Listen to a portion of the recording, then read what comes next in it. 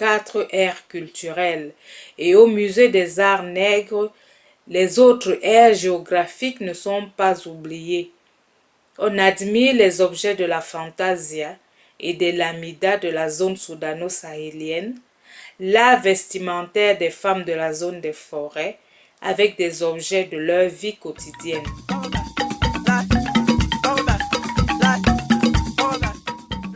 Ici, des armes pour défendre le territoire ou servir lors des chasses.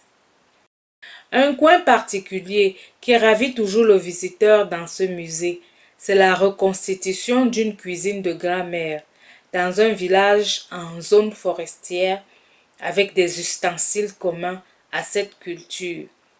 Hottes, louches en bois, lampes à pétrole, grenier tissé avec des bambous du palmier raffia. Tous ces instruments nous ramènent dans nos racines ancestrales qu'on a tendance à oublier aujourd'hui.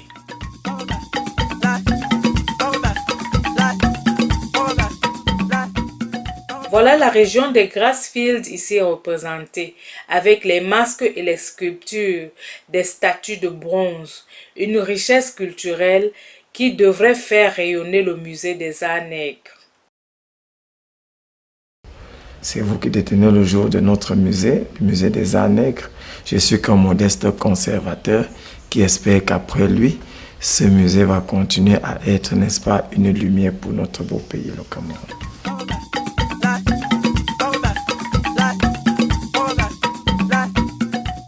La musique avec ses différentes variantes, le tam-tam, le joueur de mvet, instrument très apprécié en Afrique centrale et commun au peuple du Cameroun, de Guinée équatoriale, du Gabon et du Congo.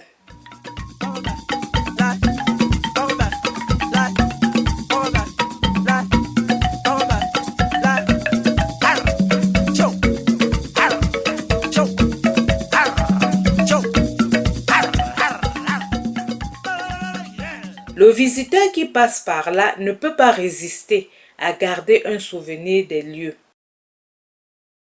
La boutique souvenir, nous avons voulu au centre touristique une fois le visiteur ici, quand il rentre, il puisse garder avec lui un souvenir. Le mieux souvent, ce que nous aimerons pour nos clients, c'est de les emporter avec eux. Dans cette boutique, nous avons fait la même chose comme au niveau du musée des arts nègres, à savoir représenter les 4 aires culturelles du Cameroun.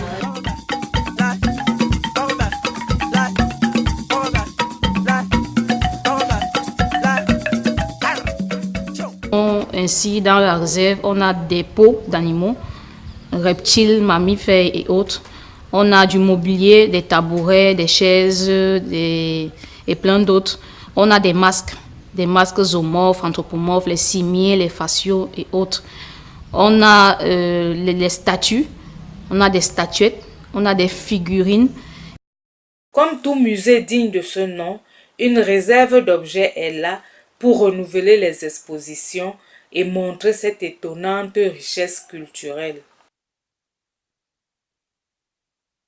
Ma vision est une vision futuriste. Je souhaiterais que le monde entier vienne découvrir ces merveilles qui sont vraiment, j'allais dire, inédites et exceptionnelles. C'est un village de charme, c'est un village fantastique, c'est un village qui devrait pouvoir attirer les touristes du monde entier. D'ailleurs, nous sommes, le village Kolandom est construit non loin d'un cratère qu'on appelle Ebe Nyungu, le trou de Nyungu. Le trou n'est que l'appellation locale du cratère. Lorsqu'on se rend sur l'axe qui mène à l'ancien emplacement du village, que nous appelons Bilik Bien Kolandom, c'est-à-dire les restes d'un Kolandom, nous découvrons donc ce cratère sur une montagne que tout un chacun peut venir admirer.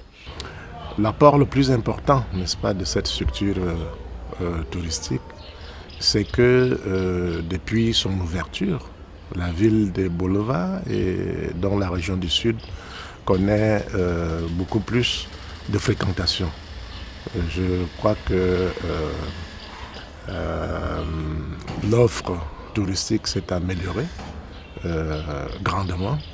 Et il ne se passe pas de semaine sans qu'on y organise des séminaires, sans que, évidemment, des touristes arrivent en groupe ou même isolément pour aller visiter le musée. J'ai moi-même eu l'occasion, très souvent, d'organiser certaines cérémonies là-bas. Donc, je dois vous assurer que c'est un centre qui fait notre fierté et qui anime ce village-là. Parce que hier, c'était un village qui n'était pas très connu. Aujourd'hui, il fait partie des plus beaux villages, n'est-ce pas, du Cameroun.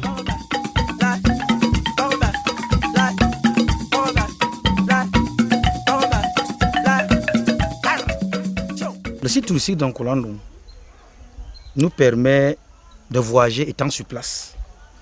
Ça veut dire quoi? Nous avons des relations qui nous permettent de connaître le monde extérieur. Nous, à notre base, on n'a pas eu l'occasion de voir ce que nos enfants voient aujourd'hui. Internet.